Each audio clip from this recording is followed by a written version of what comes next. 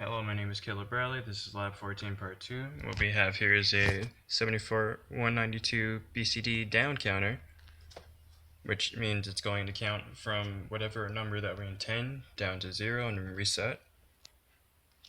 And we have our inputs up here.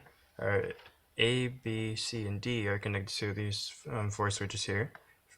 And then our output for those will be the LEDs 3, 2, 1, and 0. This would be our D, C, B, and A output. We have our clock signal connected to our clock instead of the logic switches, because when I used a logic switch for this, it did not work as intended.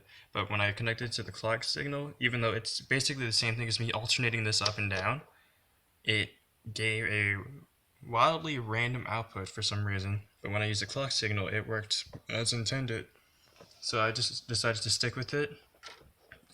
So we have our load connected to our TD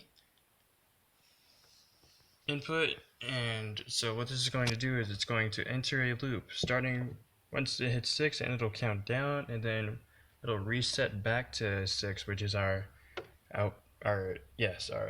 be our load number specified by our switches up here, because as you can see, this is basically our A and D inputs are 0, and our B and C inputs are 1, which makes 0, 1, 1, 0 if you reverse it from D to A, and that gives us 6. So I'm going to turn it on, and we're going to count along with it and make sure that it asynchronously loads 6 once it reaches the end of the loop.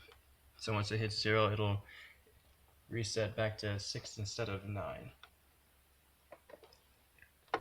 So we go 3, 2, 1, 0, 6, 5, 4, 3, 2, 1, 0. Asynchronously load 6 again, and then count down one more time. So then we go 6, 5, 4, 3, 2, 1, 0. And as you can see, it will continue to loop from 6 to 0. And this concludes Lab 14 Part 2.